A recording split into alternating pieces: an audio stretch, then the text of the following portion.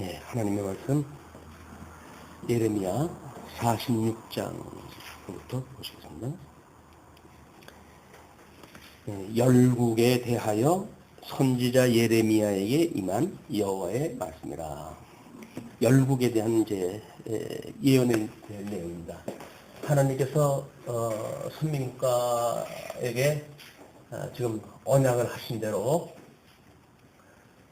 선민국가를 창건케 하시고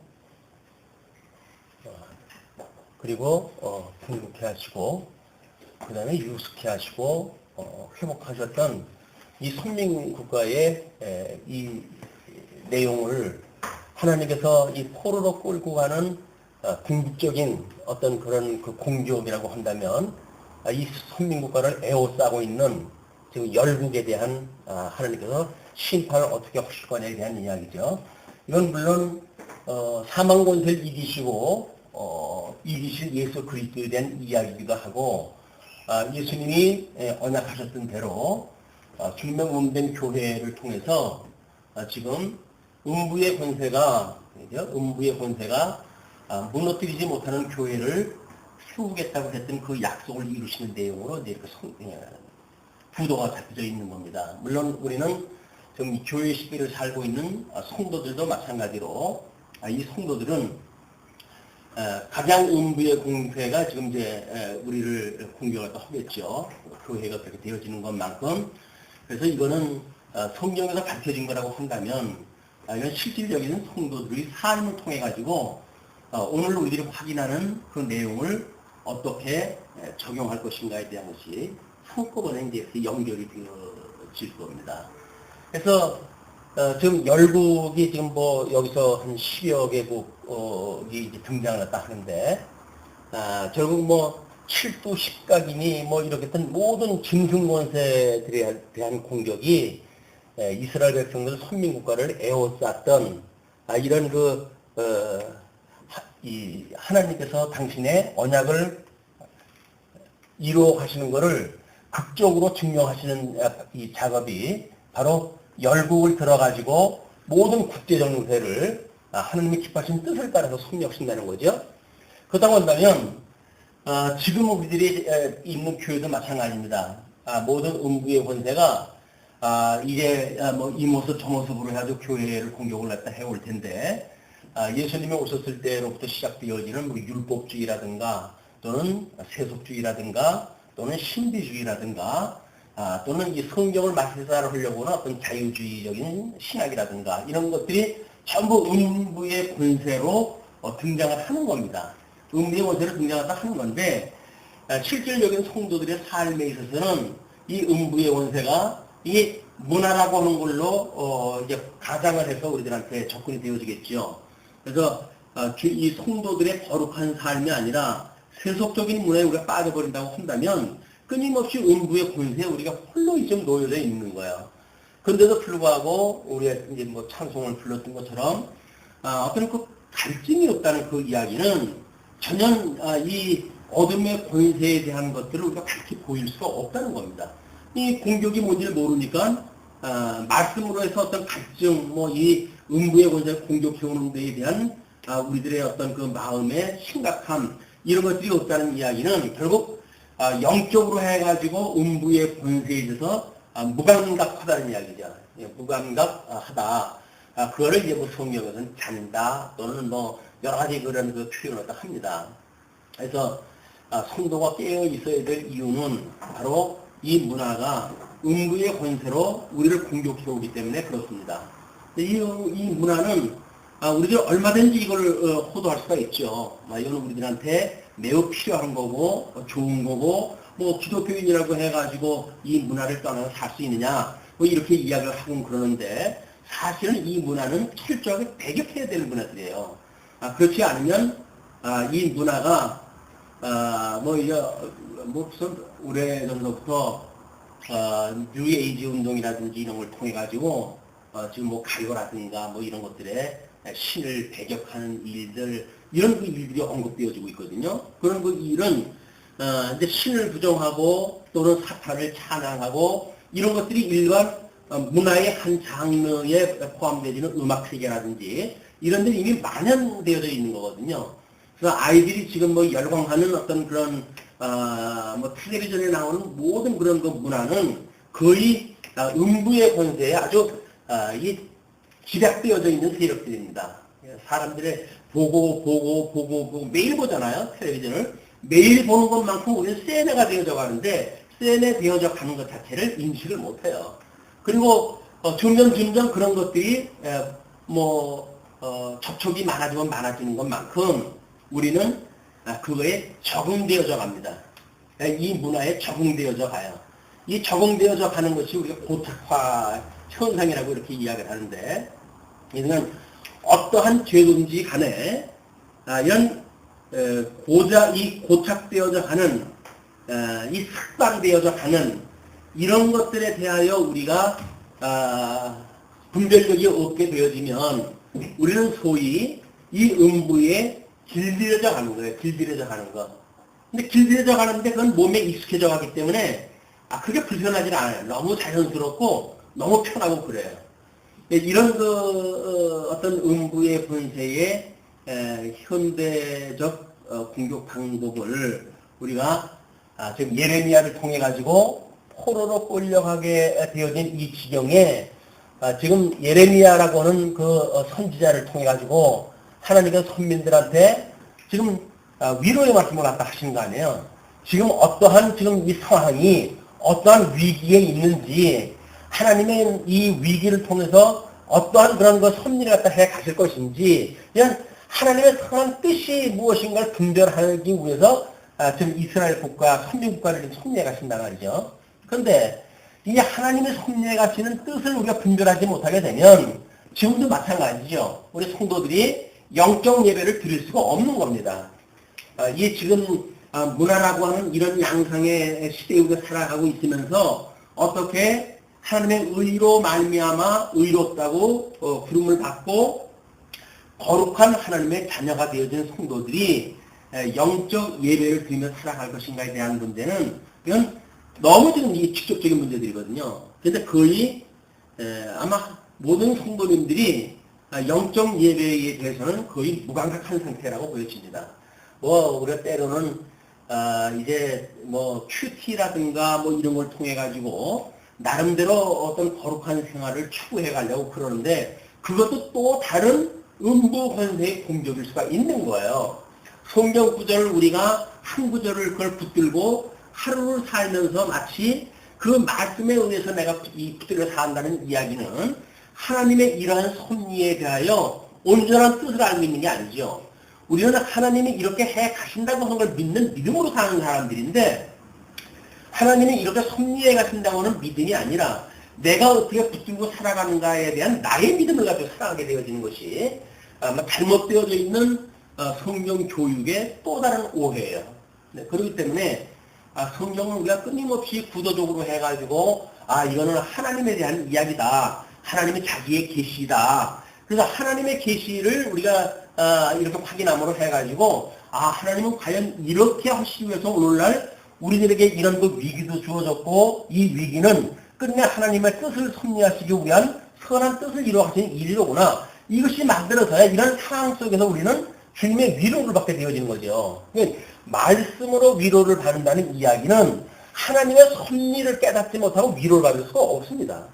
여기서 우리가 위로를 받는다는 이야기는 돈 필요할 때 돈 주고 명예가 필요할 때 명예 주고 이렇게 해서 문화가 우리를 갖다 길들여 가는데 우리가 들어가서 있게 되면 우리는 세속적인 걸로 위로를 받고 살아갈 거예요. 이 좋은 세상을 우리가 살아가는데 부족한 게 뭐가 있느냐? 그럼 충분히 위로가 되어져요. 그것도 또 우리가 예수를 믿었기 때문에 그렇다고 하는 어떤 이유까지 거기다 갖다 대게 되면 우리는 하나님으로 말미암아 이 평안한 세대를 내가 살고 있다. 이렇게 우리는 믿고 살아갈 겁니다. 그러나 이것이 하나님께서 빅면 몸된 교회를 어떻게 이제 요한계시록에 구체적으로 언급이 되어지지만 이건 지금 선민국가의 어떤 후기 역사 아닙니까? 이 후기의 선지서를 통해 가지고 하나님이 왜 이런 섭리를 하는지를 아느냐라고 이야기를 하는 거 아니겠어요? 그래서 우리 신명기에서 약속되어진 대로 너희들이 이렇게 망한 것은, 그죠? 현재 너희들이 이렇게 망한 것은 과거에 너희들이 불순종했기 때문에 그렇다. 그러나 하나님께서 미래에 한 약속이 남아져 있는데 너희들을 다시 회복해준다고 하는 약속이 남아져 있으니 너희들 지금도 늦지 않았다. 회개하고 돌아가자. 라고 하는 것이 선지자의 메시지란 말이에요. 근데 이렇게 되어서 예수님이 오셔서 이제 아담이 그렇게 아담으로 인해 가지고 전부 죄 가운데 있는 자들을 이 대속의 은혜를 통해 가지고 우리 구원을 시켜주셨단 말이에요. 그럼 예수 그리스도의 대속의 은혜로 우리가 구원을 받았고 예수 그리스도로 말미암아 주님의 몸된 교회를 기업의 영광으로 이어가도록 지금 은혜로 이걸 받았어요. 라고 했을 때 지금 이 교회에 끔찍한 이 음부의 권세가 공격을 해오는데 이때는 눈에 보이는 열국이 쳐들어오니까는 뭐 3살 먹은 애들도 아니죠. 뭐 자고 일어나면 뭐 먼지를 뽀얗게 하고 뭐 말 타는 군대들이 쳐들어온다든지 하게 되면 눈 있는 사람들은 다 보일 거 아니겠어요? 그러나 신약교회는 이게 영적 섭리란 말이에요. 지금 신령한 섭리이기 때문에 이 신령한 섭리에서 우리가 과연 음부의 공격을 이걸 다시 볼 수가 있는가라고 하는 문제는 우리들이 정말 하나님 앞에 기도할 일입니다. 이게 예, 하나님 앞에 우리가 눈을 감고 있어가지고 음부의 권세가 뭔지도 모르게 되면 두 눈 멀뚱하게 뜨고 우리는 당하고 있는 거거든요. 이 영적 눈을 갖다 떠야 이런 이 그리스도 안에서 하나님의 섭리를 우리가 볼 수가 있기 때문에 이 영안을 우리가 신비주의에서 말하는 영안하고는 또 다릅니다. 무슨 뭐 사람한테 뭐 귀신이 다글다글 붙들려 있다든지 지금 음부 권세 속에서 우리가 살고 있는데 귀신이 다닥다닥 붙어 있는 그 사람만 붙어 있어요. 육신의 소욕을 가지고 있는 자기한테는 안 붙어 있나요, 그게? 우리 그걸 마치 신비주의자들이 이야기하는 어떤 귀신론, 그거는 소위 지금 이단으로 이야기하게 되어져 있는 뭐 그런 그 교회에서 주장하는 귀신론입니다. 뭐 그 유명한 귀신론을 주장하는 그런 그 교회들이 상당한 그 성도들의 마음을 훔치고 교란시키고 그리고 볼건 대낮에 어떤 그 영상의 조작을 가지고 뭐 성령이 임했다든지 이런 식으로 해가지고 어떤 영적이라고 이걸 유혹을 하거든요. 영의 세계는 그런 세계가 아닌 거예요. 영의 세계라고 하는 거는 신령한 예수 그리스도를 믿는 믿음으로 봤을 때 예수 그리스도를 방해한 모든 세력이 지금 음부의 권세거든요. 적 그리스도의 권세거든요. 그냥 어떤 것이 지금 진리의 말씀을 왜곡시키는지 우리의 삶을 통해서 하나님의 말씀대로 살아가는 걸 어떤 것이 우리로 하여금 오해케 하는지 이런 음부 권세의 공격이란 말이야. 이런 것들을 우리가 보고 배우고 깨달아가는 일이 주님의 몸된 교회의 생활을 통해 가지고 만들어가는 기독교의 또 문화겠지요. 이 기독교 문화가 아니면 세속 문화나 기독교 문화가 똑같아요. 지난 서울에도 잠시 그런 얘기가 나왔지만 기독교 윤리가 당리에 의해서 살아가는 것이 아니라고 그러잖아요. 하나님의 은혜의 섭리로 이게 되어져 가는 거지 마땅히 일을 해야 되기 때문에 인간이 그렇게 해가는 것이 기독교 윤리가 아닙니다. 하나님이 이렇게 섭리하신다고 하는 걸 믿음을 주시고 그 믿음을 가지고 의인은 오직 믿음으로 산다 그러잖아요. 의인이 믿음으로 산다고 하는 이 현실 문제 우리가 이거를 아마 가나안 땅에 대한 걸로 이렇게 이제 보통 표현이 되어졌는데 하나님께서 이 가나안 땅을 약속하였던 땅 아닙니까? 근데 이거로부터 지금 애굽으로 이들이 내려갔단 말이에요. 이 애굽으로 내려간 것이 이게 하나님께서 죄 가운데 지금 있다고 하는 걸 깨닫게 하는 섭리 아니겠어요? 그럼 이 죄에서 구원을 시켜주신 것이 광야예요. 광야. 근데 이 광야 40년이 우리가 지금 이 주님의 몸된 교회를 광야 시대로 광야 교회라고 이렇게 이야기를 하지요. 왜? 육신을 아직도 입고 우리가 살아가고 있으니까. 그래서 이 광야를 살아가는 성도들은 가나안 삶을 누리고 사는 삶이 아니야. 아직 여기 안 건너갔다니까요. 우리가 육신의 장막을 벗어버리고 천국에 간 게 아니잖아요. 아직 육신을 입고 있잖아요. 그 육신을 입고 있다는 이야기는 광야에서 살아간다 그 이야기입니다. 근데 이 사람들은 가나안 땅이 이 약속의 땅이니까 이 약속의 땅을 바라보고 믿음으로 살아가는 거예요. 이 믿음으로. 약속을 믿음으로 바라보고 이 사람들이 광야에서 사는 거다 그 이야기예요. 마찬가지로 주님의 몸된 교회를 살아가는 성도들은 믿음으로 사는 거지요. 이게 그래서 사도 바울이 로마서에서 이야기한 것처럼 이렇게 믿음은 믿음으로 이르게 하나니 오직 의인은 믿음으로 말미암아 살리라라고 하는 그 이야기는 하나님께서 이 약속된 걸 믿는 믿음으로 산다 그 이야기예요. 이게 뭐 나는 그걸 갖다 믿어요 라고 하는 자기 어떤 확신이라고 하는 개념은 다르죠. 하나님께서 언약했던 것이 주님께서 그렇게 약속이 된 거예요. 그럼 주님께서 그렇게 이루어 가실 거예요. 그것이 믿는 믿음으로 해가지고 우리가 살아간단 말이에요. 근데 여기서 믿음이라고 하는 건 우리가 어떻게 해석을 합니까? 뭐 교회생활 열심히 하는 거, 뭐 11조를 내는 거, 뭐 금식 기도를 하고 새벽 기도를 나오고 이런 교회생활 자체가 믿음이 좋다고 오해가 하거든요. 그건 믿음 생활하고 아무 상관이 없어요. 그냥 종교 행위일 뿐이에요, 이게. 물론 믿음이 있는 그 어떤 행위도 거기 포함은 되어져 있겠죠. 그러나 우리가 믿음으로 산다는 그 이야기는 우리 주님께서 이렇게 언약하신 대로 승천하셔서 성령을 보내주시고 이 성령으로 하여금 주님의 몸된 교회를 어떻게 끝까지 붙들고 가신다고 하는 것을 우리들이 보고 배우고 깨닫고 그렇기 때문에 주님께서 우리를 다 붙들고 계셔. 우리가 어떤 이런 그 어려운 현실이 닥쳤다고 하는 이 현실도 주님께서 우리에게 믿음을 주시기 위한 현실이야. 이런 물론 요한계시록에도 나오지만 이런 것들을 이렇게 이야기를 합니다. 네가 지금 본 것과 그다음에 이제 있는 것과 그리고 장차 있을 일에 대하여 이거 기록을 갖다 해라 그 이야기예요. 이것도 과거, 현재, 미래예요. 지금 이게 그냥 요한계시록은 지금 신약성경 말기에 이 고난의 시대에 기록이 되어진 거니까 이 선지서가 선민국가 후기에 지금 이렇게 멸망되어져 가는 과정 중에 선지서가 기록되어졌다고 한다면 이 요한계시록도 마찬가지로 이스라엘 말미에 이 교회의 말미에 또는 성도들의 개인적인 종말의 말미에 어떤 그것이 우리가 이제 이 하나님께서 우리를 불러가시는 일인가 이 주님의 몸된 교회를 우리 주님께서 어떻게 견인해 하시는가 라고 하는 것을 보여주는 내용이란 말이죠. 그렇기 때문에 지금 비록 우리가 선민국가라고 하는 이 내용을 공부하고 있지만 여기서 이제 열국에 대한 그런 그 문제는 뭐 이사야서에도 언급이 되어졌고 에스겔에서도 또 언급이 되어질 거예요. 물론 다니엘서에서는 뭐 이제 제국을 들어가지고 무너뜨려져가는 시간적 개념으로 해가지고 또 이제 계시가 되어지지만 끊임없이 열국은 이스라엘 국가를 공격을 갖다 해오는 무리들에 대하여 하나님께서 그거를 다 심판하신다는 이야기예요. 하나님이 심판을 또 하시고 하나님께서 이걸 회복을 갖다 시켜주신다는 이야기니까 주님이 그렇게 해가신다고 약속을 갖다 했다.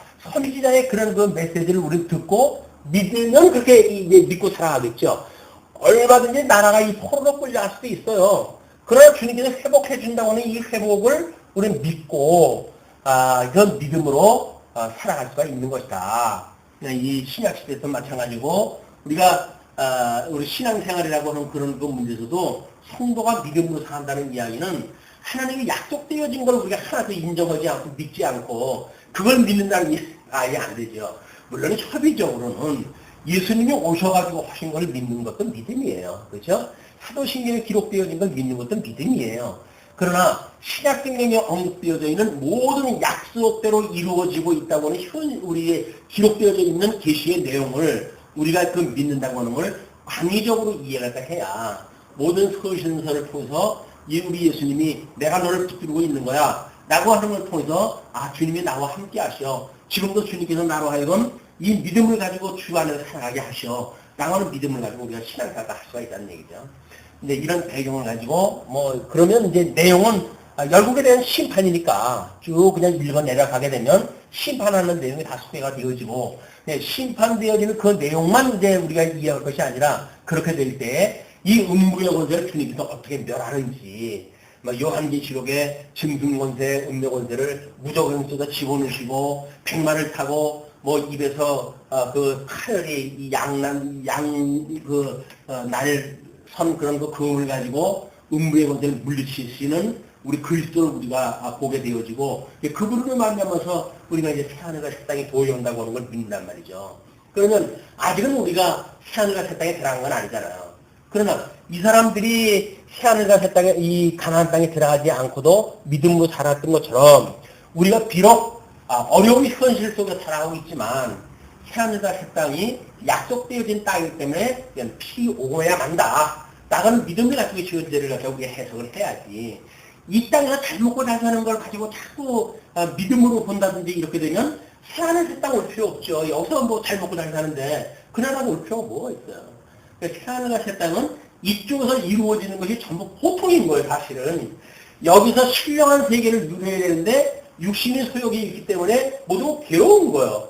이 괴로움을 느낄 수 있는 것이 하나님의 말씀을 먹고 살아가는 우리들의 이 배 안에서 쓴 현상이 일어나는 겁니다.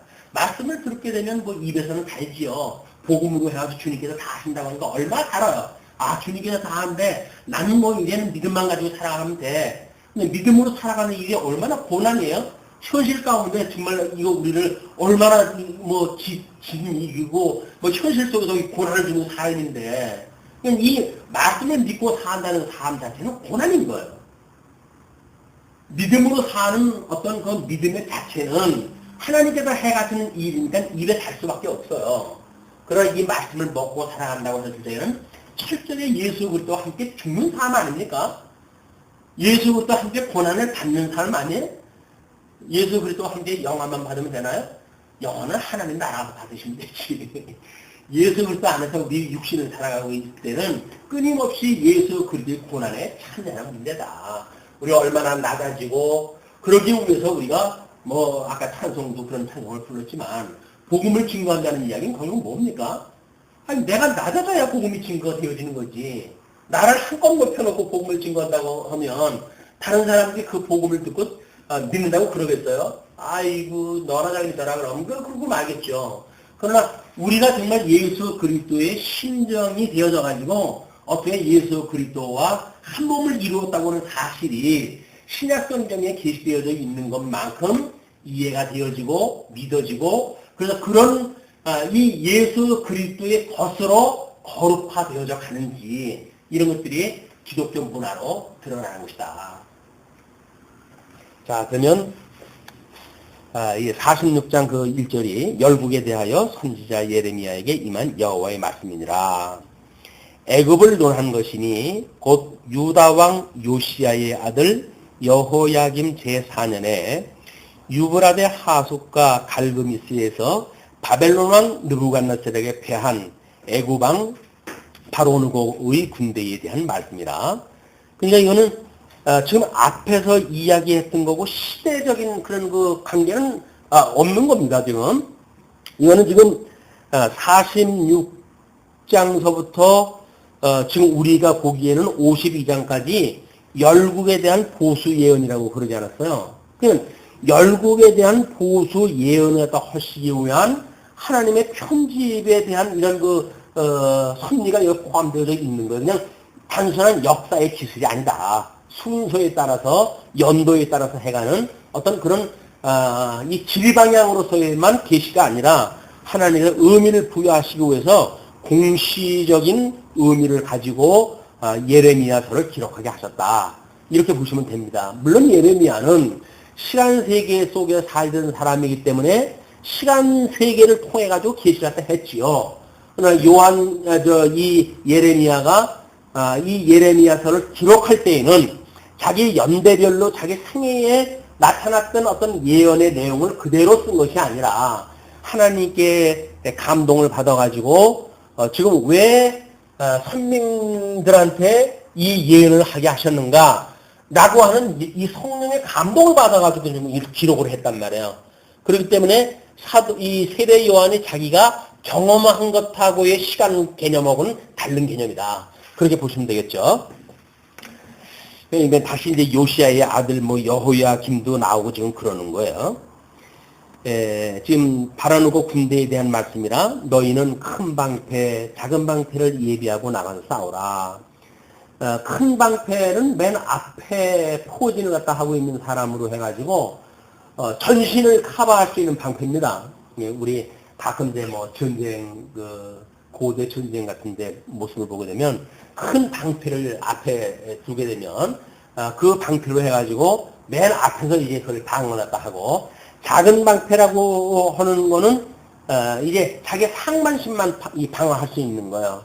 우리가 지금 열국이 공격을 해오는 것을 보고 이런 영적 예배를 드리는 우리가 지금 영적 전쟁을 싸워가는 거 아니겠어요? 그래서 이제 에베소서에서는 이거를 전신갑주를 입으라 이렇게 우리들한테 이야기를 하는데 전신갑주로 우리가 어떻게 무장을 할 것인가에 대한 것도 이 같은 맥락에서 봐야 되겠죠. 이때는 눈으로 보이는 전쟁에 전사들이 쳐들어오는 거니까 큰 방패와 작은 방패를 들고 너희들이 이렇게 무장을 하라고 했지만 이걸 영적 전쟁을 갖다 했을 적에는 이걸 믿음의 방패라고 이렇게 이야기하잖아요. 믿음의 방패. 이 믿음의 방패라고 하는 것이 얼마나 성도들한테 필요한 내용인지 모르죠. 믿음이라고 하는 것이 없으면 이 세속 문화가 결국은 자기네들의 어떤 윤리적인 문제를 가지고 우리 공격을 해올 거예요. 뭐 예수 믿는 사람이 뭐 네가 그렇게 하고도 예수 믿는 사람이냐는 등 뭐 이런 걸 갖고 공격을 해올 때 과연 우리가 어떠한 믿음을 가지고 있는가에 대한 걸 따라서 우리는 그거에 대항을 하며 살아갈 수가 있어요. 만약에 예를 들어서 예수 그리스도를 믿고 예수 그리스도로 말미암아 우리 하나님께서 나를 칭의해 주셨다, 의롭다고 칭해 주셨다. 로마서의 논리대로 이렇게 우리가 믿음을 가지고 있다고 한다면 우리는 인간의 공로를 자꾸 공격을 갖다 해오고 주장을 갖다 해오는 공격 앞에 우리는 이 믿음의 방패를 가지고 그걸 막아야 돼요. 인간의 공로를 갖다 이야기하는 이 공로주의자들에 의해서 공격해오는 자들에 대하여 우리는 믿음의 방패를 가지고 신의의 복음을 지켜야 되는 거예요. 이게 우리 주님께서 나를 정말 하나님 거저주시는 은혜로 나를 칭해 주셨지 뭐 내 인간의 어떤 조건 가지고 해준 게 아니다. 나고는 믿음을 가져야 된단 말이야. 그러면 예수님을 믿을 때만 우리가 이 하나님의 의로 이렇게 되어진 겁니까? 우리 주님의 몸된 교회를 통해서 견인해 가시는 것도 결국은 뭐예요? 하나님의 의의 실현이니까요, 이게. 그 의라고 하는 근거가 우리 예수 그리스도로 말미암았고 이분께서 지금 천상에서 당신의 의를 실현해 가시기 위해서 주님의 몸된 교회를 당신께서 붙들고 계시다는 거예요. 그러니까 주님의 몸된 교회도 인간의 열심이라든지 이 공로가 좀 주님의 몸된 교회의 음부의 권세와 대적해서 싸울 수 있는 게 아닙니다. 우리도 여기서 이 칭의의 복음을 갖다 믿어야 돼요. 하나님께서 우리를 이렇게 의롭다고 해가지고 의로운 성도들이 주님의 몸된 교회의 이론이 되어졌는데 주님의 몸된 교회의 그 이론들은 하나님의 의가 실현되어지는 성도의 삶의 열매를 내고 사는다. 그 이야기예요. 이게 열매, 의의 열매. 하나님께서 의롭다고 해줬던 의의 열매가 의의 열매가 맺혀지고 사는 것이다. 라고 믿어야 자기를 자랑하지 않을 거 아니겠어요. 그러니까 사랑은 자기를 자랑하지 않는다는 이야기가 뭐냐면 우리는 의의 열매를 지금 드러났단 말이야. 우리 아까 권사님 기도할 때도 그런 거 기도할 때 했지만 세상에 아무것도 아닌 우리들 아닙니까? 그럼 주님께서 우리를 불러내셔가지고 왜 주님의 몸된 교회에 이 중차대한 일을 맡기셨을까요? 하나님이 당신의 의를 드러내시기 위해서 그런 거예요. 넌 아무것도 아니야. 그러나 내가 일을 갖다 해가는 거야. 그걸 인정하라는 이야기예요. 그래 우리가 아멘으로 화답으로 하지. 말은 그렇게 하고 실질적으로는 그래도 내가 이렇게 해야 되는 거 아니에요, 주님? 그런 건 믿음으로 하는 이야기죠. 믿음으로 하는 이야기는 만사가 주께로부터 말미암아서 고백을 하는 겁니다. 주님께서 이렇게 나를 불러내셨고 죽었던 나를 살리셨고 나로 하여금 이런 열매를 맺게 하시는 것도 주님께서 해가신 겁니다. 라고 하는 것을 우리가 과연 믿고 살아가는가가 믿음이에요. 이게 믿음이란 말이에요. 예수 믿을 적에는 우리 예수님이 구원해줬고 그리고 성도가 성화되어져 가는 삶은 성령과 이 성도가 합력을 해야 된다? 아니잖아요, 여러분. 그냥 예수 그리스도를 믿고 의롭다고 칭해졌다고 하는 많은 사람들도 그 구원 그리고 그 이유라고 하는 문제를 가지고 전부 혼돈에 빠지는 거예요. 구원을 받았으니까 마땅히 여기서 내가 성령과 합작을 갖다 해가지고 선한 일을 해야 될 게 아니냐 라고 이렇게 이야기를 하는데 그게 아니다. 우리 하나님께서 예수 그리스도로 말미암아 우리를 아무 공로 없이 그냥 의롭다고 칭해 주셨고 구원을 해 주셨다고 한다면 구원의 서정으로 봤을 때 영화롭게 되어지는 것이 구원의 서정 끝 아닙니까? 그러면 교회 생활에 간 모든 성도들의 삶도 우리 구원받은 뒤에 하나님께서 우리로 하여금 성화시키고 견인시키고 영화시켜 가시는 이 모든 과정이 하나님의 구원의 소정이 포함되어지고 그러므로 하나님의 의의 열매로 드러나는 일이다. 자랑할 게 없잖아요. 또 만약에 설사 못 쓴다고 해가지고 그렇다고 해서 또 우리가 콧발질 것도 아니잖아요. 주님께서 해가신 일인데 예, 믿음으로 우리가 그걸 보고 주님께서 저를 믿음을 안 주셨기 때문에 제가 이만큼밖에 못해요. 라고 만약에 살아간다고 한다면 그 사람은 믿음의 방패를 가지고 어떤 대적의 공격도 막을 수가 있어요. 그러나 그래도 내가 신앙생활 한 연조가 얼만데 이만큼은 해야 되는 거 아니야? 라고 하는 당위를 가지고 만약에 교회 생활을 했다고 한다면 그는 주님께서 주시는 믿음하고는 아무 상관이 없는 거예요. 그게 우리 예수님께서 표현했던 양무리와 염소무리에 대한 심판에 대한 예화입니다. 우리 여기서 자기를 자랑하고 자기 의를 내세운다고 한다면 주님께서 난 너 모르겠다 이렇게 이야기를 하셔요. 난 너 모르겠다. 우리 주님께서 아신다는 이야기는 저는 주님을 위해서 위에서 한 게 아무것도 없어요. 주님 제가 뭘 했습니까? 라고 했을 때 주님께서 작은 인자한테 한 것이 나에게 한 것이야. 왜? 믿음으로 한 사람들은 자기 것이 아니니까 기억도 안 나요. 믿음으로 한 사람들은 기억도 안 나요. 당신이 하나님 앞에 의의 열매 맺은 걸 기록을 갖다 해보시오. 뭐가 기억이 나요? 주님께서 다 하게 하셨는데 아무것도 기억이 안 나요. 저 한 것도 없어요. 주님. 그래서 주님께서 작은 인자한테 한 것이고 나한테 한 것이야. 알게 모르게 그냥 그렇게 한 것들이 주님께서 주신 믿음으로 했기 때문에 나는 기억을 맡으지만 우리 주님께서는 그걸 다 기억하고 계시다. 성도들 삶은 그 믿음으로 산다는 건 그만큼 부담이 없는 거예요. 헌일을 기억하고 그걸 기록에 남기고 이렇게 하는 그 일들이 아닙니다. 몰라요. 주님께서 그렇게 해갔다고 믿어지고 오늘도 은혜 주신 그 은혜 가운데 그냥 넉넉한 마음 가지고 우리가 살아갔다고 한다면 그게 작은 인자한테 베푼 일들이죠. 자, 이제 그 방패에 대한 문제를 그렇게 했어요. 너희 기병이여 말에 안장을 지어 타며 그때 제일 먼저 전쟁을 했을 적에는 기병이 제일 앞서갑니다. 기병이 제일 앞서가고 다음에 이제 그 전차 부대가 나가고 그 다음에 창부대, 칼부대, 화살부대 이렇게 이제 되어져 있기 때문에 여기서 그런 전술에 대한 거를 염두에 두고 지금 이걸 쓴 거예요. 그리고 축구를 쓰고 나서며 축구를 갖다가 우리는 여기서 뭐라 그랬죠? 전신갑주 했을 때 축구의 문제. 이 구원의 문제, 구원의 축구를 쓰고. 우리 이 머리가 이 중요하거든요. 축구는 일본 우리 그 조선시대 때 왕의 축구를 갖다 전시를 갖다 해가지고 반을 해야 되냐 어쩌냐 해가지고 이야기가 나오던데. 이 축구는 머리 부분을 보호하는 거기 때문에 상당히 단단한 걸로 되어져 있습니다. 그래서 멀리서 날아오는 화살이라든가 칼이라든가 이런 공격으로부터 이 생명을 보호하는 일을 했어요. 이것이 우리 교회의 머리 대신 예수 그리스도와 마찬가지죠. 이분이 해가는 일이기 때문에 구원의 축구가 쓰는 일은 그만큼 중차된 일인데 여기서 지금 그 예레미야는 그렇게 이야기를 합니다. 축구를 쓰고 나서며 창을 갈며 갑옷을 입으라. 창을 간다는 이야기는 지금 이 무기, 공격 무기를 이야기해. 공격 무기가 지금 에베소 전신갑주에서는 성령의 검, 말씀의 검을 갖다 이야기해요. 말씀의 검.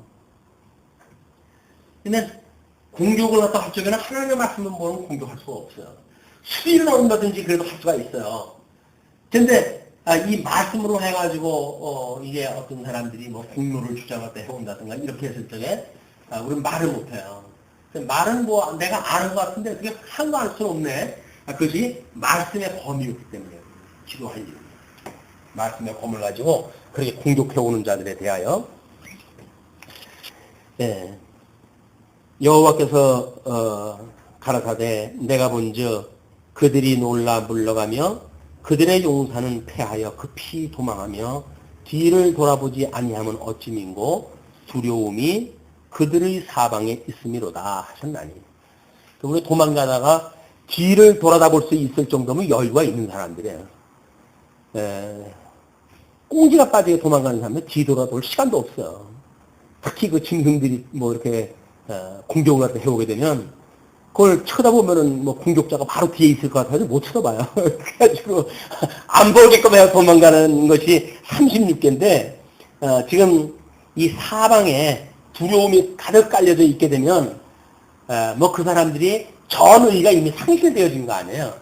이 어둠의 이 공격자들이 공격을 또 해올 때 다수자들을 통해서 공격을 또 해오잖아요. 그렇게 되면 우리가 위압을 느껴요. 위압을 느껴요. 짐승권세의 그 방법이 그 왜 이렇게 많은 숫자를 가지고 공격해 오냐면 사람들로 하여금 위압감을 주기 위해서 그런 거거든요.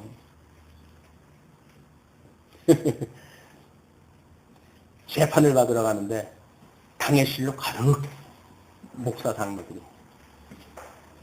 그러면서 저를 재판하겠다고 그러고들 앉아 있더라고요. 예. 시편 말씀이 그냥 그대로인 것 같아요. 군왕이었지, 날뛰고 헌화하고 그리하는 거. 뭘 안다고 지네들이 나를 갖다가 하겠어요. 나의 했던 일들을 뭘 안다고 앉아가지고 뭐 그냥 판에 가다 붙이고 뭐 해가지고들 앉아 있겠어요.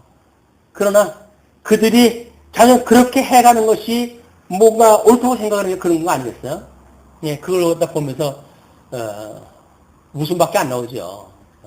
비웃음밖에 안 나오는데, 뭐 자주한 한정적으로 그렇게 해야 되니까, 하나님께서 나와 함께 하신다고 하는 것이 믿음이 없으면, 거기까지 올라가지도 않죠. 그러니까 뭐 내가 하고 싶은 대로 했는데, 뭐 마음대로 해라, 그거 말겠죠.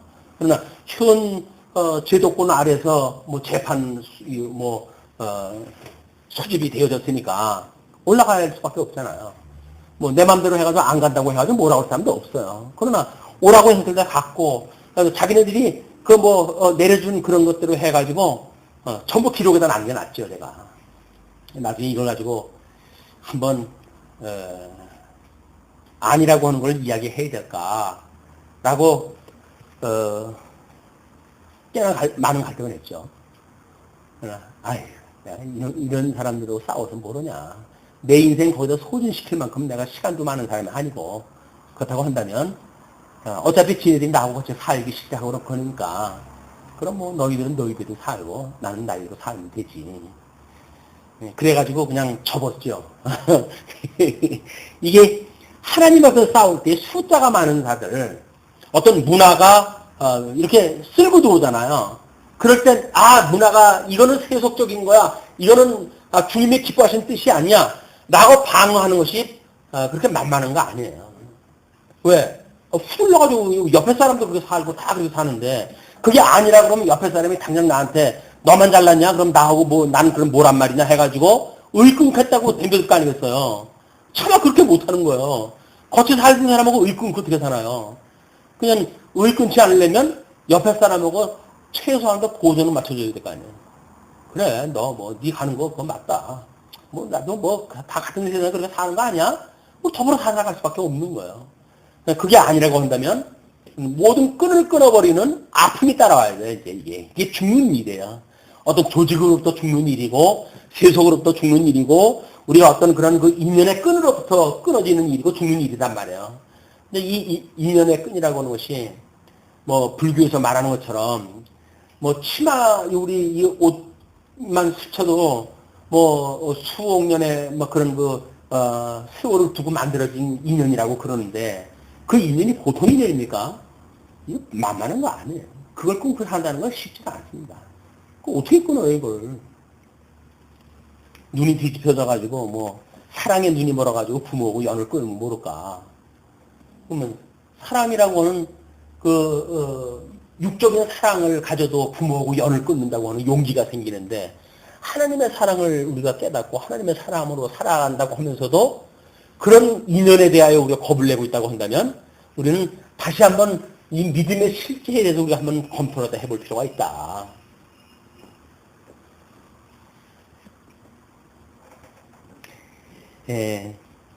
발이 빠른 자도 도망하지 못하며 용맹이 있는 자도 피하지 못하고 그들이 다 북방에서 유브라데 하수가에 넘어지며 엎드러지는도다. 이게 이제 애굽하고 지금 바벨론하고 전쟁이 일어났던 상황을 그렇게 이야기를 하는 겁니다. 저 나일의 창일함과 강물의 흉흉함 같은 자 누구뇨? 애굽이 나일의 창일함과 강물의 흉흉함 같도다. 그가 가로되 내가 일어나 땅을 덮어 성읍들과 그 거민을 멸할 것이라. 이때 애굽의 그 군대는 대단한 군대였어요. 그리고 자기네들 자국 군대뿐만 아니라 또 용병까지 썼던 사람들이거든요. 그 인접 나라에 용병까지 썼던 사람들이기 때문에 자신들이 말할 적에는 어떤 나라도 우리를 무너뜨릴 수 없다고 자신이 가지고 있던 제국이에요. 이 애굽이라고 하는 제국이. 그러니까 지금 그렇게 이야기하는 거예요. 그런데 그렇게 너희들이 그 흉흉함 같도다. 그가 가로되 내가 일어나 땅을 덮어 성읍들과 그 거민을 멸할 것이라. 그래가지고 요시야도 이때 전사가 되어주고 그랬어요. 이스라엘에. 그리고 애굽까지 완전히 그 유다까지 침공을 해가지고 그 왕도 친애굽적인 왕을 세워놓은 곳이 여호와김이라고 하는 사람입니다. 609년의 일이에요. 이제 605년 바벨론의 1차 이제 그 포로가 시작이 되어지는데 그때 이제 예루살렘이 어떻게 애굽이 어떻게 망해지는지 그런 과정이 소개가 되어집니다. 말들아 달리라 병과들아 급히 동하라 용사여 나오라 방패 잡은 구수인과 부딘과 활을 당기는 루디민이여 나올지니라 하거니와. 여기서 말하는 구수인, 부딘, 루디민이라고 하는 사람들이 전부 용병 출신들이에요. 용병 사람들. 그렇게 하거니와 그날은 주 만군의 여호와께서 그 대적에게 원수 갚는 보수일이라. 그들이 그런 전략을 가지고 지금 그렇게 하지만은 그날이 안타깝게도 만군의 여호와께서 대적에게 원수 갚는 보수하는 날이에요. 그렇기 때문에 칼이 배부르게 삼키며 그들의 피를 가득히 마시리니 주 만군의 여호와께서 북편 유브라드의 하수가에서 희생을 내실 것입니다. 그들이 이 이스라엘 북방까지 이제 침공을 해가고 바로 이제 그 강만 넘어가면 바벨론 지역이거든요. 거기까지 갔을 때 하나님께서 이제 그런 희생을 내실 거라고 그렇게 이야기를 해요. 처녀딸 애굽이여 길앗으로 올라가서 유향을 취하라. 그래서 그 애굽을 하나님께서 예레미야를 통해서 처녀딸이라고 해서 표현을 합니다. 공주같이 자란 나라예요. 뭐 어디 외침이라든지 이런 거에 결코 불에 뜬 데가 없었던 일이기 때문에 다른 나라에 침략이 없었던, 그래서 그거를 처녀딸 애굽이라고 표현을 해요. 길앗으로 올라가서 유향을 취하라. 길앗이 그 유향을 생산하는 곳인데 그걸 취하라.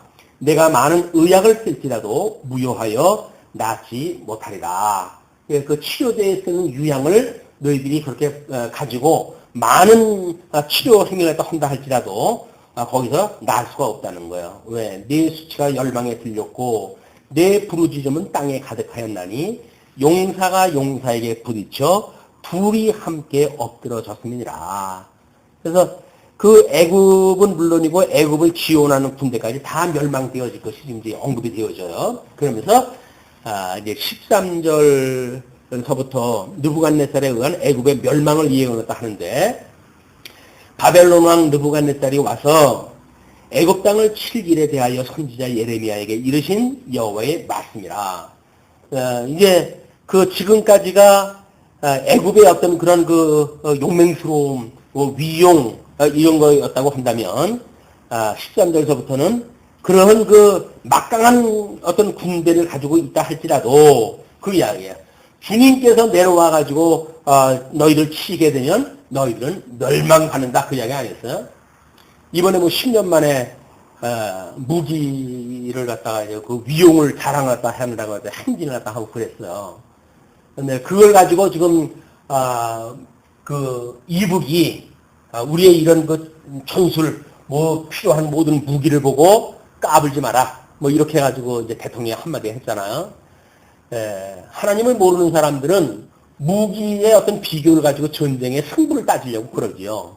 만약에 그렇다고 한다면 이스라엘의 6.1전쟁 같은 거는 설명이 안 돼요. 그 어떻게 설명이 돼요? 이스라엘 조그마한 나라를 갖다가 에워싸고 있는 히락군 내에서 모든 군대들이 지금 이 전면전을 갖다 벌렸는데, 손바닥 많은 이스라엘이 어떻게 6일 만에 전쟁을 이길 수가 있겠어요? 그냥 하나님이 모른다고 하는 사람들은 숫자 가지고 대변되는 거예요. 우리가 이목구름 있어. 너희들 까불지 마. 이렇게 이야기를 하잖아요. 그게 하나님을 모르는 사람들의 비극이에요. 우리는 등치 보고 그러진 않습니다. 우리는 숫자에 연연할 수 없는 거예요. 하나님께서 우리의 진리로 붙들어 주시고 우리 소수를 통해서 뭔가 진리를 계승하게 하시려고 한다면 처음부터 만약에 부흥을 갖다 해가지고 그렇게 해보십시오. 제가 목회한답시고 어떻게 연구를 갖다 하겠어요. 연구는 그냥 뭐 조직을 갖다 해가야 되고 뭐 일사불란하게 뭐 이걸 뭐 해가야 될 거 아니겠습니까? 그게 잘 되는 것 같지만 망조인 거예요. 망조. 하나님께서 1세대를 통해 가지고 진리의 말씀에 대한 체계를 잡게 하고 그것이 만약에 뭐 여러 가지로 이 어떤 우리가 전도가 필요하다든지 하게 되면 하나님이 또 다른 어떤 그 패러다임을 주시겠죠. 현재 하나님 우리를 섭리하시는 이 현실적인 의미가 무엇인지를 모르게 되면 조급증이 나는 거예요. 왜 우리는 이제 4년이나 됐는데 이렇게 왜 부흥이 안 되냐? 어떤 교회는 뭐 7년이요? 뭐 몇 년 만에 교회당도 졌는데 그래가지고 그것이 우리들한테 어떤 시기의 대상이 되고 그런다면 안 되잖아요? 이 중요한 진리의 말씀을 붙들고 있는 우리들이 겨우 50평도 안 되는 건물 줬다고 해가지고 그게 우리한테 어떤 시기의 대상이 된다고 그러면 말이 안 되는 거죠. 또 한층 건너 뭐 저쪽 뭐 우리보다 많은데 뭐 그 엄청난 그런 그 교세를 가지고 있는 어떤 교회를 이루었다. 그것이 뭐 상관이 있어 그러더라고. 눈에 보이는 어떤 숫자에 연연한다고 하는 그 이야기가 얼마나 하나님을 무시한 일인지 이걸 우리가 알 수가 있습니다. 그러면서 그렇게 이야기를 하는 거예요. 바벨론 왕 느부갓네살이 와서 애굽 땅을 칠 일에 대하여 선지자 예레미야에게 이르신 여호와의 말씀이라. 너희는 애굽에 선포하며 믹돌과 놋과 다마네스에 선포하여 말하기를. 여기서 말했던 그 도시들은 유대인들이 이제 도망갔던 그런 그 지역들, 그런 지역을 중심으로 해가지고 이제 그런 것이 더 집중적으로 선포가 되어지죠. 그러면서 너희는 굳게 서서 예비하라. 네 사방이 칼에 삼키오느니라. 너희 장사들이 쓰러지면 어쩌미뇨. 그들의 서지 못함은 여호와께서 그들을 몰아내신 영권이라. 자, 연대적으로 봤을 적에는 바벨론이 쳐들어오기 전에 지금 이 남쪽 그 유다를 중심으로 해가지고 이 애굽에서 완전히 이미 지금 공격을 갖다 해가지고 이 남쪽 유다까지도 지금 이게 무너져 있는 상태 아닙니까? 이런 그 상태였었지만 이거를 쓰는 그런 그 상태 속에서는 이런 그 연대와 상관없이 이쪽의 이후에 이 믿음의 사람들이 어떻게 바벨론으로 끌려가는 것을 포기하고 애굽으로 내려갈 것인가에 대한 걸 염두에 두고 이거를 기록을 갖다 하게 해가지고 이 애굽에 대한 멸망에 대한 예언도 물론이지만 애굽을 의지하고 있는 이스라엘 백성들에 대한 것도 지금 경고가 주어지는 거란 말이에요. 이 경고가. 그러면서 너희 장사들이 쓰러짐은 어쩌미뇨. 그들의 서지 못함은 여호와께서 그들을 몰아내신 영권이라. 하나님께서 몰아내게 되면 장사들이 쓰러질 수밖에 없는 거다. 그 얘기죠. 그가 많은 자로 넘어지게 하심에 사람이 사람 위에 엎드러지며 이르되 일어나라. 우리가 포악한 칼을 피하여 우리 민족에게로 우리 고토로 돌아가자 하며 거기서 부르짖기를 애굽왕 바로가 망하였도다. 그가 시기를 잃었도다. 만군의 여호와라 일컫는 왕이 가라사대 나의 삶으로 맹세하노니 그가 과연 산들 중에 다볼같이 해변의 갈멜같이 오리라. 애굽에 사는 딸이여 너는 너를 위하여 포로의 행리를 준비하라. 노비 황무하여 불에 타서 거민이 없을 것입니다. 포로까지 끌려갈 그런 그 지경에 있는 것들을 준비하다 하라고 이야기를 합니다. 애굽은 심히 아름다운 암송아지라도 북에서부터 멸망이 이르렀고 이르렀느니라. 그러니까 지금 애굽을 아름다운 암송아지로 표현했다 했잖아요. 그 암송아지는 물론 가산을 상징하는 애굽의 신을 지칭하는 이야기죠. 옛날 전쟁은 신들의 전쟁이었습니다. 신들의 전쟁. 그렇기 때문에 지금 그런 그 표현을 써가지고 너희 이스라엘 백성들을 애굽의 그런 그 사람들을 아름다운 암송아지라고 표현했다 하면서 이 애굽이 심히 아름다운 암송아지라도 북에서부터 멸망이 이르렀느니라. 이 바벨론으로부터 이미 멸망이 이르렀어요. 그것도 이룬 것이 한 번만 이야기하는 것이 아니라 이루고 이르렀느니라 라고 이야기했다 해가지고 그런 역사적 이런 중요성을 갖다가 이야기하고 그리고 확실성을 이야기했다 해줍니다. 그러면서 또 그 중에 고용군은 외양간의 송아지 같아서 돌이켜 함께 도망하고 서지 못하였나니 재난의 날이 이르렀고 벌받는 때가 왔습니다. 고용군 외양간의 송아지 같아가지고 돌이켜서 함께 다 도망을 가버렸어요. 이거는 외양꾼을 쓴다는 건 아무런 의미가 없어요. 가끔 가다가 어떤 믿음으로 사는 사람들도 마찬가지죠. 주님의 몸된 교회 총동원주의라든지 이런 것 갖다 해가지고 다른 교회 다니는 사람들 다 초청왔다 하잖아요. 다 초청왔다 해가지고 잔치에다 버려요. 근데 그 사람들 다음 주 되면 자기네 교회 가지. 그 교회 남을 사람 누가 있어요. 가야지. 그냥 다른 사람 들려가지고 새해 과시하고 그러는 것이 얼마나 부질없는 일입니까? 요즘은 결혼식에도 돈 줘가지고 손님들 채우고 그런다 그러니까 그냥 숫자에 눈이 먼 시대, 숫자에 눈이 먼 시대.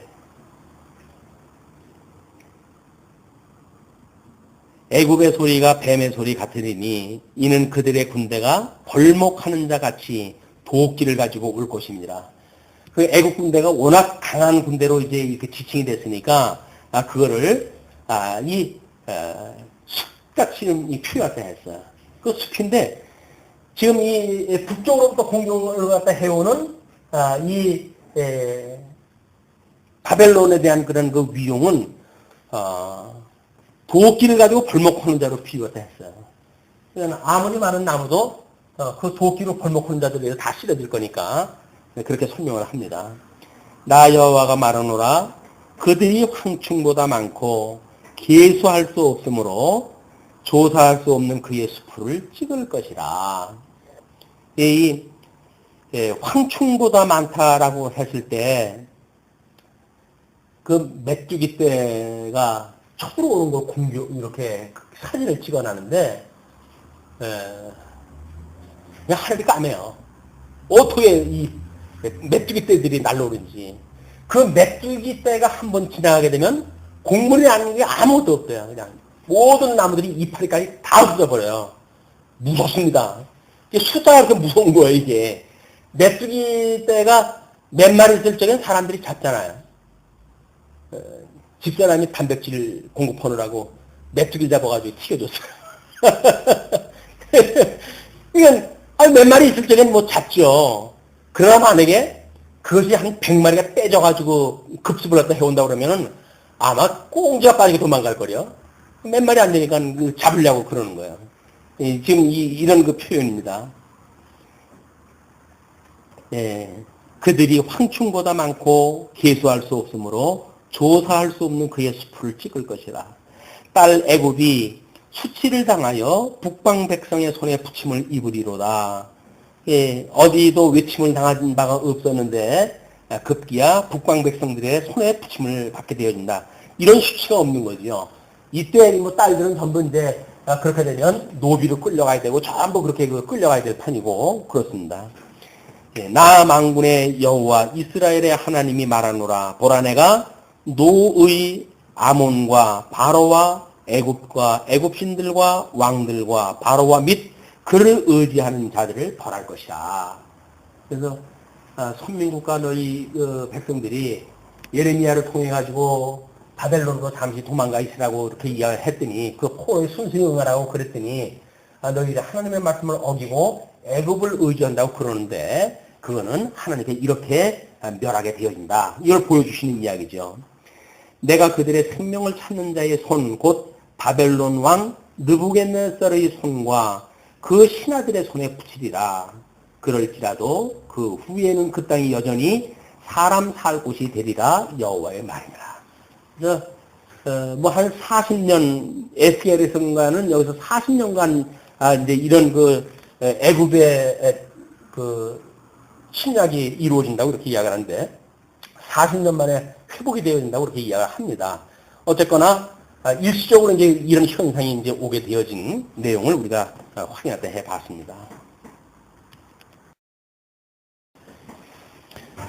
내 종 야곱아 두려워 말라 이스라엘아 놀라지 말라 보라 내가 너를 원방에서 구원하며 내 자손을 포로된 땅에서 구원하리니 야곱이 돌아와서 평안히 정원이 거할 것이라 그를 두려워할 자가 없으리라.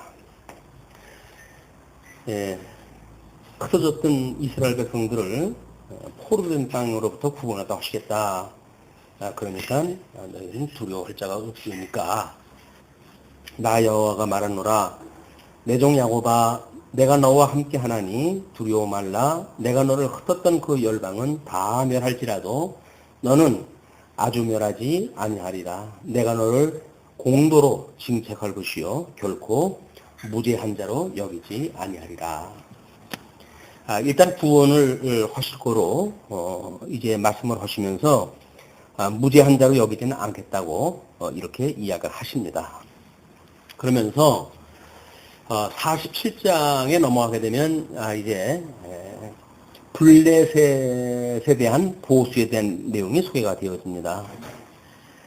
바로가 가사를 치기 전에 블레셋 사람에게 대하여 선지자 예레미야에게 임한 여호와의 말씀이라. 여호와께서 이같이 말씀하실 때 보라 물이 북방에서 일어나 창이라는 시내를 이루어 그 땅과 그 중에 있는 모든 것과 그 성읍과 거기 거하는 자들을 엄몰시키리니 사람들이 부르짖으며 그 땅 모든 거민이 애곡할 것이라. 보통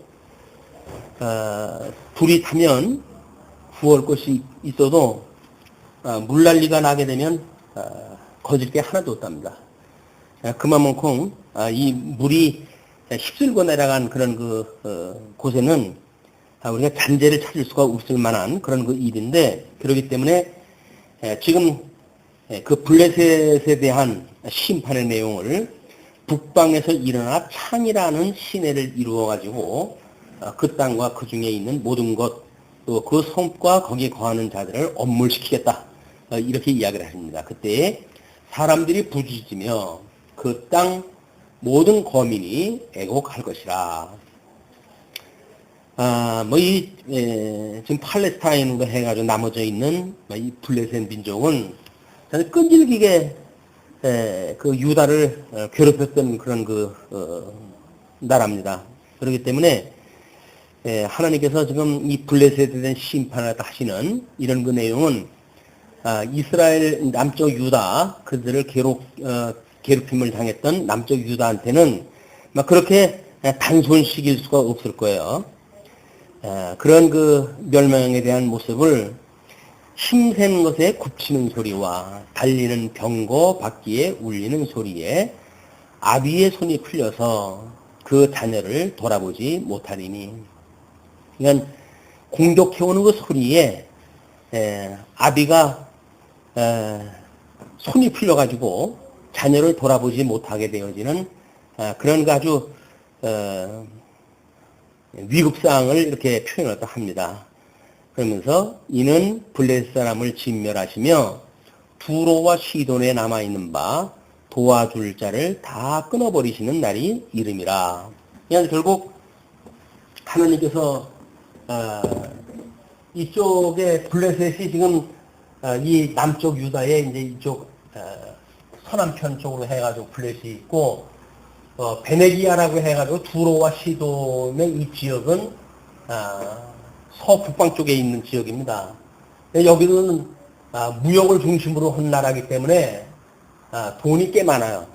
그리고 그렇기 때문에 지원을 갖다 해준다든지 이런 세력들이 강해가지고 다른 나라들이 공격을 할 때 쉽게 무너지지 않았던 그런 도시가 베네게라고 하는 곳인데 두로와 시돈이 큰 도시로 있는 곳입니다.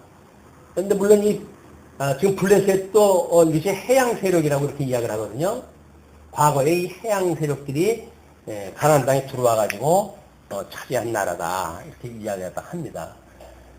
그래서 지금 그 이스라엘 바벨론이 지금 이제 이쪽에서 시작을 했을 때 아수르가 애굽을 무너뜨리고 바벨론이 세워졌고 그 바벨론 이후에 메대가 세워졌고 그 다음에 바사가 일어나죠. 이건 전부 여기 아시아 지역의 제국이에요. 그러나 신라라고 하는 제국이 등장을 할 때 이때부터 이미 유럽이라고 하는 곳으로 이 제국의 위치가 바뀌게 되어집니다. 이제 그걸 뭐 다니엘서는 이런 것들과는 다른 이런 걸로 표현하다 하는데, 그래서 이 신라 제국이 유럽 제국이 이제 이 가나안을 장악하는 그런 그 때가 오거든요. 아시아의 이런 그 제국의 시대가 끝나고 유럽의 제국의 시대가 등장을 했다 하는 이런 그 제국의 어떤 역사 뭐 이런 것들을 통해 보게 되면 하나님께서 이 헬라라고 하는 거는 물론 이제 뭐 이 그 헬라 지역하고 그 다음에 이 애굽하고 해전이 보통 벌어집니다. 해전. 뭐 그때 그 해전이 이제 뭐 우리 일본하고 아마 대한민국 그 전쟁 났을 때보다 더 치열한 전쟁이었겠죠. 그 숫자가 어마어마한 그런 그 해전이 벌어지는데 이게 보통 해양 세력이라고 이렇게 이야기해요. 해양 세력. 그 다음에 이제 육지에서 오는 대륙 세력이 이것이 대륙 세력입니다. 그래서 이 대륙 세력과 해양 세력이라고 하는 것이 이스라엘을 좌우로 사방으로 우겨쌈을 당해져 있는 그 모습이야말로 해양 세력과 대륙 세력의 공격에 있는 처해져 있는 이 가나안의 모습을 좀 설명을 하다고 그래요. 요한계시록에도 이제 뭐 물에서 올라온 짐승과 육지에서 나온 짐승으로 설명이 되어지죠. 이렇게 해가지고 이제 마지막 회복의 시대 때 하나님께서 어떻게 열방을 들어가지고 이스라엘을 공격을 했다 하고 그런 가운데 민족적인 회개를 불러일으키면서 음녀 권세가 또 이제 무너뜨리고 그때에 하나님께서 심판을 하시는 내용으로 소개가 되어집니다. 그러니까 요한계시록에 이 로마까지 복음이 증거되어지는 걸로 해서 끝이 났잖아요. 그리고 요한계시록이 그 로마 제국의 역사 배경을 통해서 로마서 이 요한계시록이 소개가 되어져요. 그러니까 우리가 이 성경에서 보게 되면 사도행전은 우리가 통시적이라고 이야기를 했잖아요. 땅 끝까지 이르러서 나의 증인이 된다 이렇게 이야기를 했으니까 이렇게 땅 끝이라고 하는 통시적인 방법이고 나머지 서신서라고 하는 것은 공시적인 겁니다. 각 때마다 어떻게 주님의 몸된 교회를 견인하시는가에 대한 문제이기 때문에 초대교회 때도 행하게 되어지고 이제 모든 게 역사가 이제 적용이 되어지는 거예요. 물론 요한계시록도 마찬가지로 역사 배경은 지금 사도행전의 배경이지만 거기에서 등장되어지는 견인에 대한 모든 원리는 공시적으로 이해를 해야 됩니다. 그래서 지금 예수님이 보통 말세라고 하는 것이 예수님 초림으로부터 이 재림에 이르는 것이 이게 말세라고 이렇게 이야기를 하거든요. 초림서부터 재림까지를 말세다. 지금 우리가 말세 지말이라고 하는 거는 말세 중에 말세라는 거죠. 말세 중에 말세다. 근데 이제 요한계시록의 배경이 되어질 적에는 더군다나 이 말세가 포함되어지고 그리고 요한계시록에 이제 권능을 표시한다든가 나팔을 표시해가지고 재앙을 했다 할 때에는 이방인의 때를 통한 어떤 그 교회의 역사이기 때문에 이 교회의 모든 교회들이 포함되어져 있는 개념이에요. 그런 것들을 우리가 이제 이렇게 서신서를 선지서를 공부해 갈 때부터 그런 배경을 미리 우리가 이걸 익혀놔야 요한계시록을 갖다 할 때 혼돈이 없습니다. 아무 성경적 배경이 없이 요한계시록을 공부한다는 이야기는 아무런 의미가 없어요. 그렇기 때문에 지금 이 선지서의 이런 그 모든 어떤 구조적인 문제나 이런 그 내용이 어떻게 서신서의 역사적인 배경을 이루었고 그 역사적인 배경과 더불어서 공시적으로 하나님께서 어떻게 섭리하시는지 구도가 우리가 익혀져야 요한계시록을 이해할 수가 있게 되어집니다.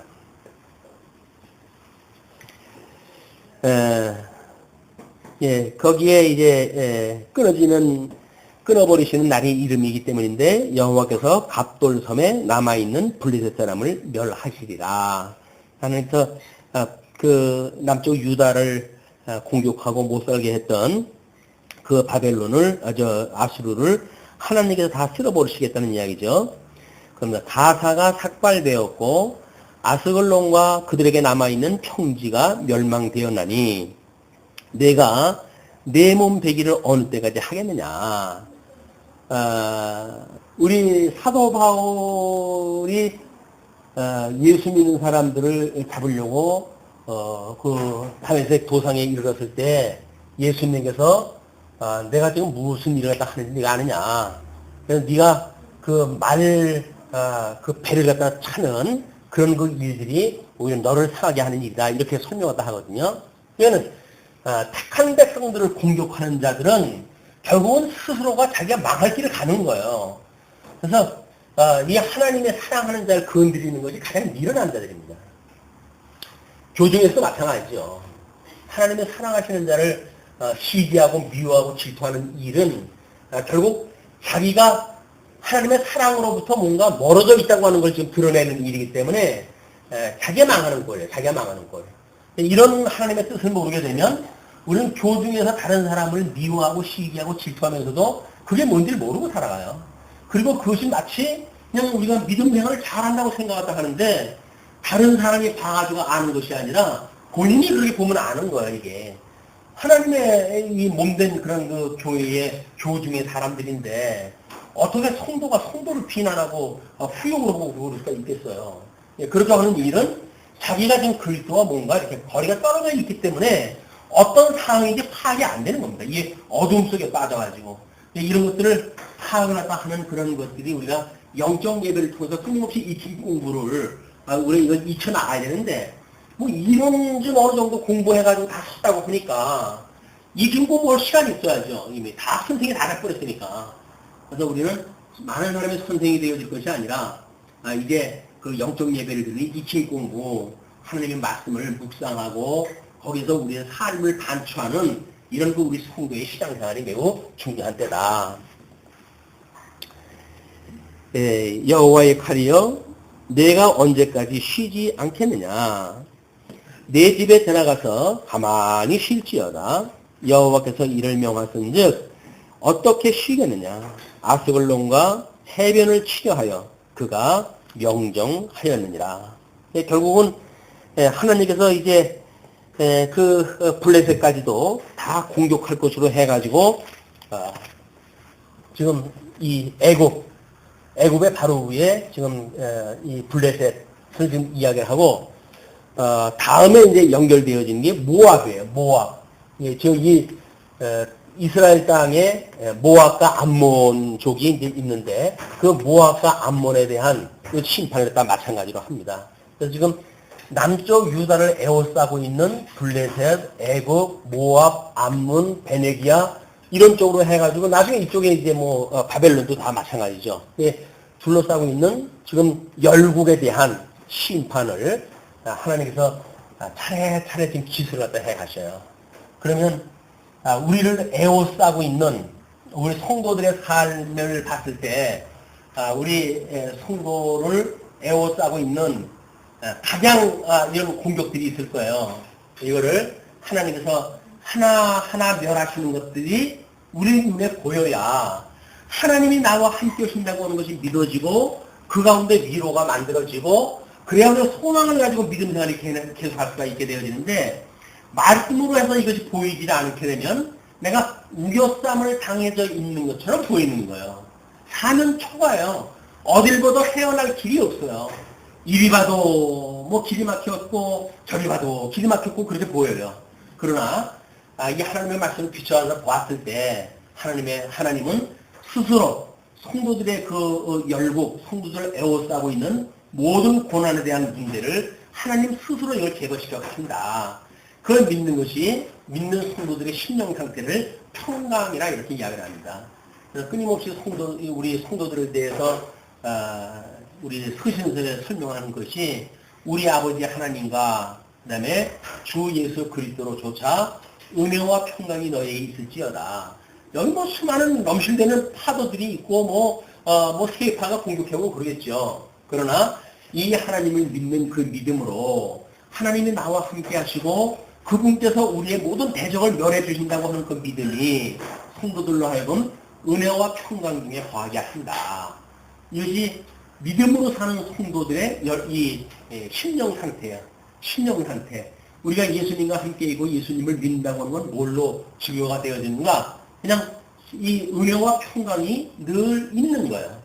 그래서 아무리 이 환란으로 해가지고 세파가 넘실대고 그런데도 불구하고 우리들의 마음이 요지부동 평강을 갖다 이루고, 그리고 뭐 다른 사람들은 자기의 헛된 영광을 위해 가지고 뭐 내가 뭘 했네 어쩌네 해가지고 공로를 주장한다 할지라도 만사가 주께로 말미암았다고 하는 것을 늘 기억을 갖다 하는 은혜가 늘 넘치는 거예요. 그 은혜가 넘쳐야 하나님께서 다 해줬다고 믿지. 그건 뭐 조금 해놓고 지가 했다고 이거를 낫게 되면 그 사람은 은혜가 없어요. 은혜 없는 사람이 평강이 있다? 아니에요. 은혜로 말미암아서 평강이 오기 때문에 하나님의 그 놀라운 은혜를 인정하고 그런 자들에게 예수 그리스도가 심령의 평강을 누리는 주님으로 오시니까 심령의 평강을 누릴 수가 있다. 믿음의 생활은 복잡한 것 같지만 사실은 은혜와 평강이라고 하는 단순한 그런 그 원리인지도 몰라요. 하나님이 우리와 함께 하신다고 한다면 그렇게 애를 먹이고 공격하던 모든 열국들을 하나님께서 다 멸하시고 끝내 하나님의 나라는 하나님께서 지키신다. 우리 의롭다고 칭해주신 것도 그분이고 끝까지 견인해 가신 것도 그분이고 새하늘과 새 땅을 이제 우리들에게 살게 하시는 분도 그분이다. 이 새하늘과 새 땅을 누리고 산다는 이야기를 믿는, 이 새하늘과 새 땅을 믿는 심령의 상태가 은혜와 평강이에요. 은혜와 평강이 없으면서 도래할 천국을 믿는다는 건 거짓말이에요. 이 도래할 천국을 믿는다는 이야기는 은혜와 평강을 끊임없이 배우고 익혀가지고 나의 영역으로 자꾸 넓혀가야 돼요. 나의 영역으로 굳게 만들어가고 넓히고, 이렇게 했을 때 육신의 장막을 벗어버리게 되면 우리가 영원한 하나님 나라를 누리고 살게 되어진 거다. 그래서 영원한 하나님 나라를 지금 계시한 세계니까 거꾸로 우리가 여기서 어떻게 되어지는가에 대한 문제는 물론 우리가 이렇게 살기 때문에 영원하게 되어진 건 아니죠. 근데 영원한 세계를 계시하신 걸로 보아서는 여기 우리 심령 상태가 은혜와 평강으로 점점 충만해져 갈 때 우리 하나님의 온전하게 하신 예수 그리스도를 바라보고 살아가는 성도들의 삶의 모습이다. 이렇게 보시면 아마 지금 오늘 예레미야를 통해서 공부했던 뭐 애굽이나 블레셋에 대한 보수에 대한 문제나 앞으로 전개되어질 열국에 대한 문제 뿐만 아니라 주님의 몸된 교회를 에워싸고 있는 음부의 권세, 그로부터 구원하시는 예수 그리스도의 놀라운 은혜의 섭리를 우리가 소망 중에 바라보고 살아갈 수 있을 것이라고 보여집니다. 기도하시죠.